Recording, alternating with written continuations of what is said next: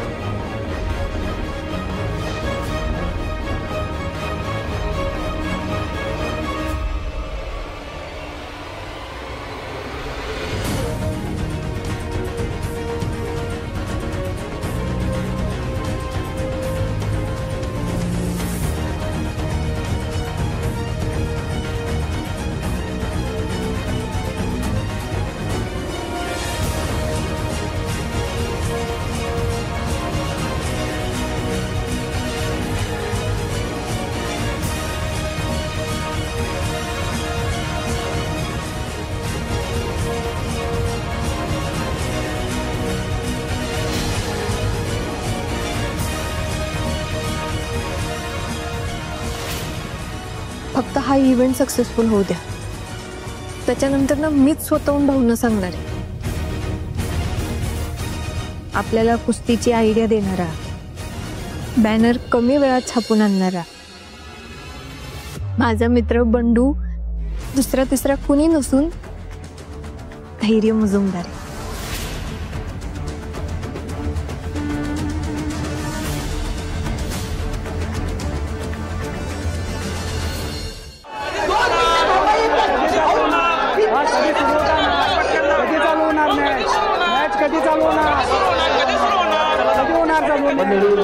जरा शांत व्हा.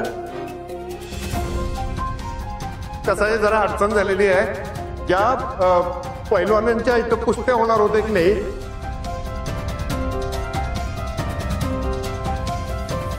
त्या पैलवानांच्या खाण्यात चुकून काहीतरी आलेलं आहे, त्याच्यामुळे सगळ्यांची तब्येत खराब झाली आहे.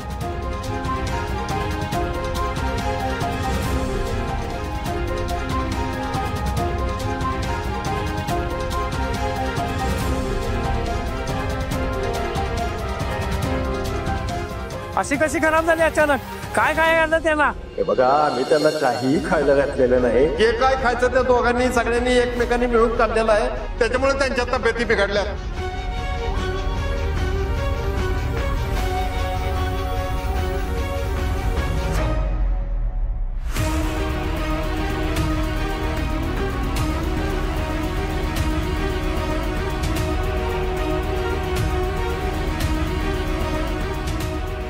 भाऊ,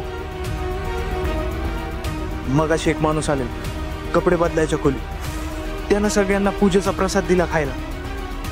मी नाही खाल्ला, माझा उपास आहे म्हणून, पण मी एकटाच आहे ज्याला काही झालं नाही. भाऊ, मला वाटतं त्या प्रसादातच काहीतरी गडबड आहे. कोण होता तो माणूस? मी नाही ओळखत भाऊ. मगाशी पूजा झाली ना, त्याचा प्रसाद आहे, पैलवाना द्यायला चाललोय. म्हणजे प्रसाद देवाचा खाल्ला की जरा असं बळ येईल ना त्यांना.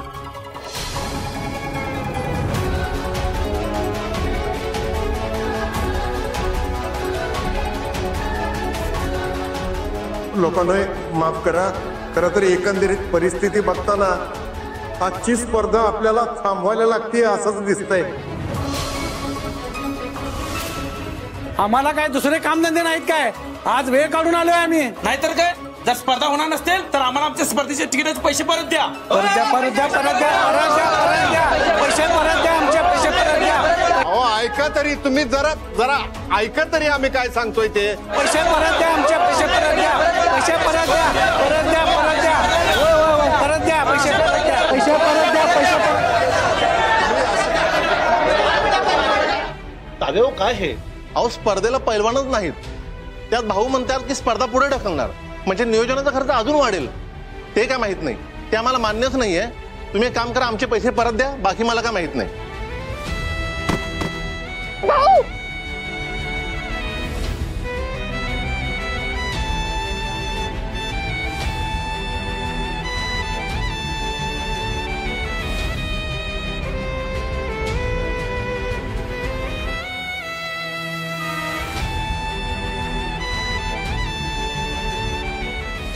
थांबा जरा, काय करताय तुम्ही? थांबा भाऊ, आता काय करायचं? अचानक सगळ्यात पैलवानाची तब्येत खराब झाली. आता कुस्ती कशी खेळणार आपण? थांबा.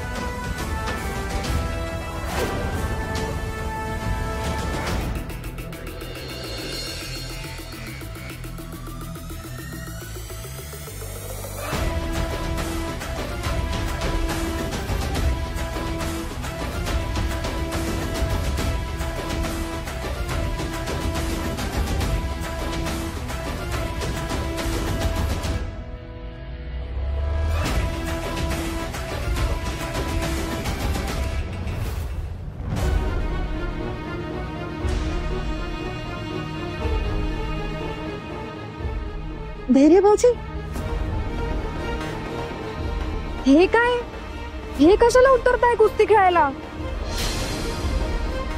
नेमकं काय चालू आहे तिकडे?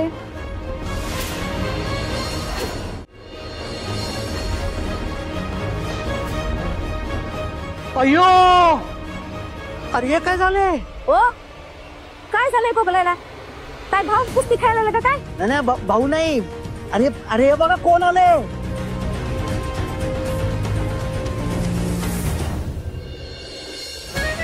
बघितलं का?